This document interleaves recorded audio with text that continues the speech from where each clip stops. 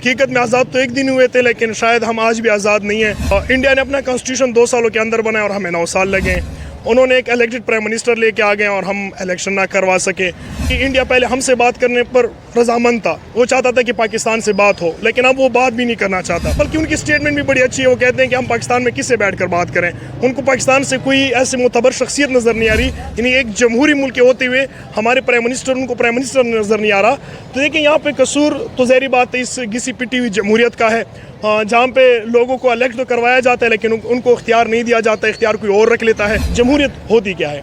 जमहूरियत में जितनी भी यूरोपियन कंट्रीज़ है या जितनी भी ममालिक है, वहाँ पे हकीकी जमहूरियत है। वहाँ पे लोग वोट डालते हैं, वो जो वोट है वो अपने हकदार। आपका प्राइम मिनिस्टर पहले आर्मी चीफ से इजाज़त मांग के दौरे करते हैं। आपके जो पड़ोसी ममालिक के प्राइम मिनिस्टर नरेंद्र मोदी, उन्होंने एक ट्वीट किया और शहबाज शरीफ को ना उन्होंने मुबारकबाद दी। अब अगर आप उनके ट्वीट पर गौर करें ना, तो उन्होंने कहा कि मैं शहबाज शरीफ को मुबारकबाद देता हूँ। होना तो ये चाहिए था कि वो मुबारकबाद देते और कहते कि हम मिल बैठ के लायामल बनाते हैं, अपने ताल्लुकात बेहतर करते हैं, ट्रेड करते हैं एक साथ और दोनों इस रीजन में खुशहाली लेके आते हैं। लेकिन उन्होंने नहीं की। ये एक वाज़ेह पैगाम था कि वो आपसे बैठ कर बात ही नहीं करना चाहते, वो आपको अहमियत ही नहीं दे रहे। अस्सलाम वालेकुम। वालेकुम सलाम। सर क्या नाम है आपका और आपका प्रोफेशन क्या करते क्या हैं? मेरा नाम नसीम बिन अजीज़ है और मैं गवर्नमेंट कॉलेज से पॉलिटिकल साइंस कर रहा हूँ, डिग्री स्टूडेंट हूँ। जी, पॉलिटिकल साइंस पढ़ रहे हैं सर आप। और सवाल भी हमारी जो टॉपिक पे हम वीडियो रिकॉर्ड कर रहे हैं वो भी पॉलिटिकल साइंस के स्टूडेंट को, तो ज़ाहिरी बात है आपका एक पॉलिटिकल लेंस है चीज़ों को देखने के हवाले से। अभी खबर ये आई है इंडिया के हवाले से, जैसा कि आप जानते हैं कि यूरोपियन फ्री ट्रेड एसोसिएशन ने $100 बिलियन का प्रोजेक्ट किया है साइन। यानी इसका मतलब ये है कि इंडिया इन ममालिक के साथ $100 बिलियन की ट्रेड करेगा। अब ट्रेड के नतीजे में कुछ एम्प्लॉयमेंट भी क्रिएट होगी, नौकरियां मिलेंगी। तो 15 सालों के अंदर इंडियंस को यूरोपीय ममालिक में 1 मिलियन यानी 10 लाख से ज़ाहिद नौकरियां मिलेंगी। और अगर हम इसके मुकाबले में उसी दिन पाकिस्तान की सूरत हाल देखें तो पाकिस्तान के वज़ीर आज़म शहबाज शरीफ साहब एक अमरीकन सफ़ीर जो कि एक 3rd क्लास किस्म का ब्यूरोक्रेट हैं, उनसे मिलते हैं और कहते हैं कि हमें IMF से हमारी सिफारिश की जाए कि हमें आसान एक साथ पे लोन दिया जाए, ज़्यादा टाइम के लिए लोन दिया जाए और हमें फैसिलेट किया जाए ताकि हम अपनी इकोनॉमी को चला सकें। तो सर आप क्या समझते हैं कि जब 2 मुल्क इकट्ठे आज़ाद हुए, कि आप पाकिस्तान की जो कमज़ोर निज़ाम, इस पसमानदा जमहूरियत का ज़िम्मेदार किसको समझते हैं? देखिए क्वेश्चन तो बड़ा टेक्निकल है, लेकिन जैसे आपने 2 मुल्कों के कंपैरिजन की बात की है, तो दोनों हकीकत में आज़ाद तो एक दिन हुए थे, लेकिन शायद हम आज भी आज़ाद नहीं हैं। इंडिया ने अपना कॉन्स्टिट्यूशन 2 सालों के अंदर बनाया और हमें 9 साल लगे। उन्होंने एक इलेक्टेड प्राइम मिनिस्टर लेके आ गए और हम इलेक्शन ना करवा सके। यहाँ तक बात अगर देख लें कि इंडिया पहले हमसे बात करने पर रजामंद था, वो चाहता था कि पाकिस्तान से बात हो, लेकिन अब वो बात भी नहीं करना चाहता। पिछले कुछ सालों में उनके प्राइम मिनिस्टर की स्टेटमेंट्स उठा के देख लें, वो आपको ज़रूरी ही नहीं समझता।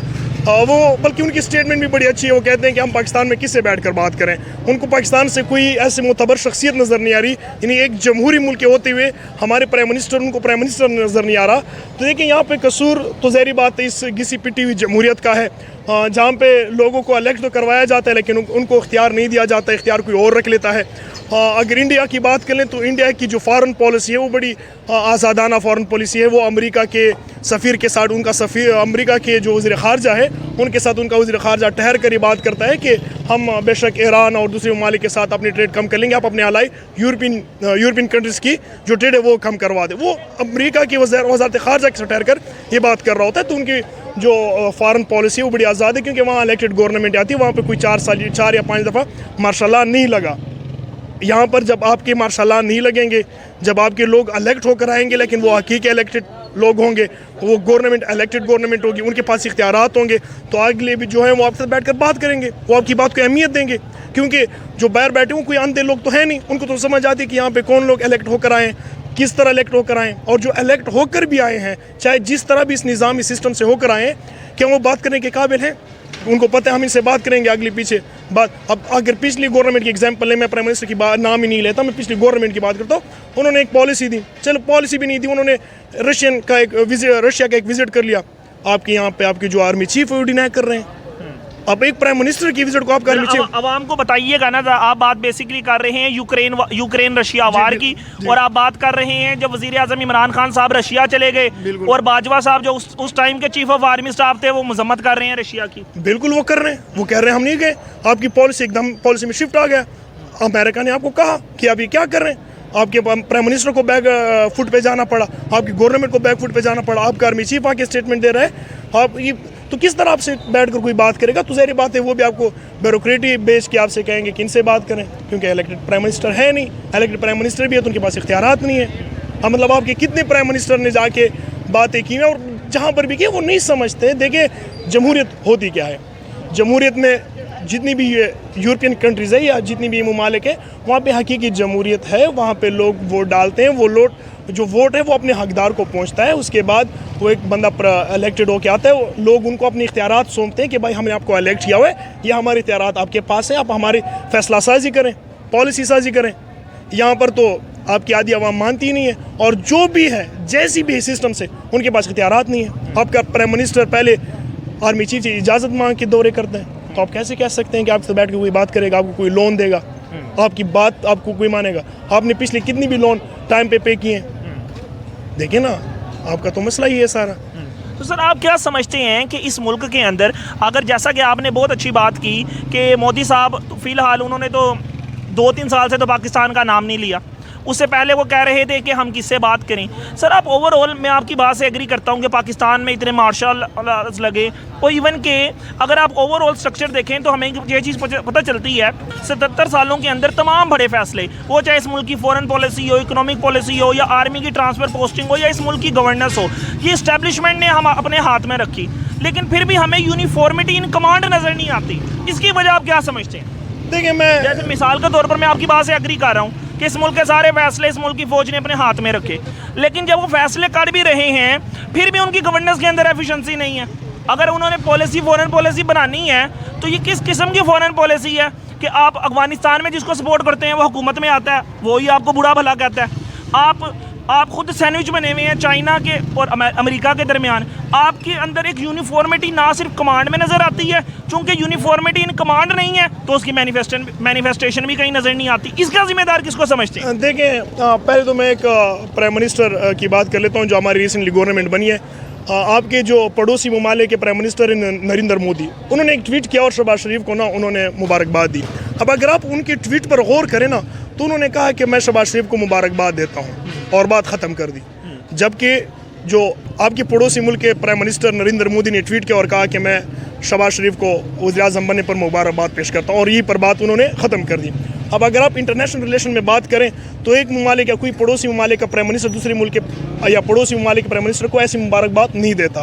होना तो ये चाहिए था कि वो मुबारकबाद देते और कहते कि हम मिल बैठ के लायामल बनाते हैं, अपने ताल्लुकात बेहतर करते हैं, ट्रेड करते हैं एक साथ, और दोनों इस रीजन में खुशहाली लेके आते हैं। लेकिन उन्होंने नहीं की। ये एक वाज़ेह पैगाम था कि वो आपसे बैठकर बात ही नहीं करना चाहते, वो आपको अहमियत ही नहीं दे रहे।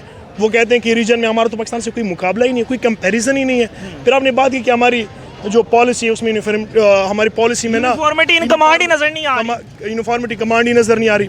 अब देखें मसला क्या है, दो तरह की एडमिनिस्ट्रेशन होती है। एक होता है एडमिनिस्ट्रेटर जो डंडा लेके सिस्टम चला रहा होता है, और एक होता है पॉलिसी मेकर।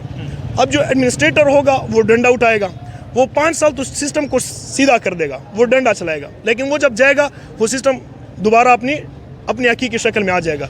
डंडे से सिस्टम चेंज नहीं होते, आपको पॉलिसी देनी पड़ती है, और वो पॉलिसी लॉन्ग टर्म होती है। आपको 15 साल 20 साल 25 साल लगते हैं उसको एक सिस्टम को बनाने में, फिर उसको रन करने में। अब यहाँ पे मसला है कि हर 5 साल के बाद 3 साल के बाद आपका आर्मी चीफ बदलता है और फिर हमारी पॉलिसी चेंज हो जाती है। पिछले आर्मी चीफ की कुछ और प्रायोरिटी थी, इस आर्मी चीफ की कुछ और प्रायोरिटी हैं, और आने वाली की कुछ और प्रायोरिटी होंगी। तो 3-3 साल पे कोई मंसूबे नहीं चलते। लेकिन मामला ये है कि हमारे यहाँ पर जो 3 साल के लिए आता है वो तो वापस ही नहीं जाता। बाज़-औक़ात तो वो इलेक्शन को डिले करते करते 10 साल ले जाता है। कभी वो अपने एक्सटेंशन के चक्कर पे पूरे मुल्क की हुकूमतों को टोपल करता फिरता है। तो आप क्या समझते हैं कि अल्टीमेटली इस बात का हल क्या है? हालांकि अगर हम आईने पाकिस्तान की बात करें, कॉन्स्टिट्यूशन की बात करें, तो कॉन्स्टिट्यूशन ने तो आर्मी चीफ के दोनों हाथ बांधे हुए हैं। किस तरह बांधे, मतलब कॉन्स्टिट्यूशन ने किस तरह बांधी हुए दोनों? आप देख लेना, मुझे कॉन्स्टिट्यूशन, अगर हम कॉन्स्टिट्यूशन के हवाले से बात करें तो आर्मी चीफ की क्या ड्यूटीज़ हैं? उनको तो कोई हक ही नहीं है कि वो जाकर बिजनेसमैन के साथ मीटिंग्स करें, वर्ल्ड इकोनॉमिक फोरम पे खुद जाके प्रिसाइड करें, या इस तरह के मामला। इवन के मुल्क की गवर्नेंस के हवाले से मामला देखेंगे, अभी एक वाक़या हुआ था गुस्ताखी वाला। ज़ाहिरी तौर पे जो हमारी कौम की जहालत है, उसमें एक ASP थी, ASP शहर बानो, उनको बुलाकर उनको शाबाश देना, ये कहाँ, मुझे तो समझ नहीं आती कि ये कौन से कानून के तहत मुल्क चाह रहा है। आप क्या समझते हैं इस बारे में? देखिए, कानून होता तो ये ना होता। आइन होता तो ये ना होता, चूँकि आइन बस कागजात में लिखा हुआ है, एक किताब है और जिसको अब गिलाफ में लपेट कर अलमारी में बंद करके रख दिया गया है। कानून तो अब कुछ लोगों को 1-2 सालों से नज़र नहीं आ रहा आइन, लेकिन हमें तो इस मुल्क में 70-71 सालों से आइन कहीं नज़र नहीं आ रहा। देखिए आइन में तो बहुत सी चीज़ें वाजी लिखी हुई हैं, लेकिन उस पर अमल नहीं होता। और जहाँ तक आपने बात की कि हमारे आर्मी चीफ आने के बाद जाने का नाम ही नहीं लेते, तो ज़ाहिर बात है मैकियावेली अपनी किताब में लिखते हैं कि जो पावर है एक ऐसी कुर्सी है जिसे जाने का किसी का दिल नहीं करता। तो हमारे आर्मी चीफ एक बार बैठ जाएँ, पहले 3 साल वो अपनी हालत बिगाड़ देते हैं, वो मीडिया में उनके चर्चे होने लगते हैं, फिर आखिरी साल में उनको याद आ जाता है कि हम जब जा रहे हैं तो अपनी रेपुटेशन ठीक कर लें। रेपुटेशन ठीक करते करते उनके 3 साल गुजर जाते, फिर उनको लगता है कि हमें 1 साल और चाहिए ताकि हम जाएं तो हमें एक फेयरवेल मिल जाए, कोई हमें रुख्सत करे और अच्छी तरीके से कर ले। तो यार आर्मी चीफ का ये ख्वाहिश होती है कि वो ज़्यादा टाइम ले लें, और ये तो ज़ाहिर बात है कुर्सी और पावर के साथ सबकी एक अटैचमेंट होती है। तो मुझे नहीं लगता जब तक कॉन्स्टिट्यूशन में रहकर काम नहीं होंगे तो ये मुल्क कहीं पे ना जाके कोई सीधा हो गया ठीक होगा, मुश्किल है।